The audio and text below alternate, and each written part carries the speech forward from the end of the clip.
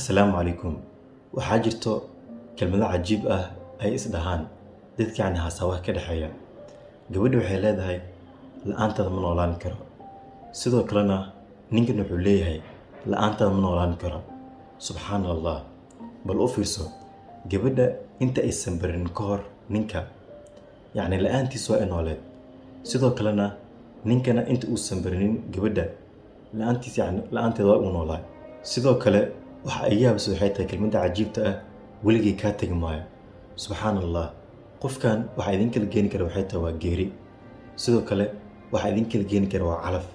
Sidoo kale waxa idin kala geeni kara waxay tahay dagaal ama buuq isku dhacdeen oo kale. Subxaanallah. Bal u fiirso nabigeena calayhi salaatu wasalaam ayaa waxa u yimid malakul jibriil. Markaasuu wuxuu ku yiri yaa Muhammad cish maa shi'ta fa innaka mayitun. Intaad doontoba noolaaw waa dhimanaysaa.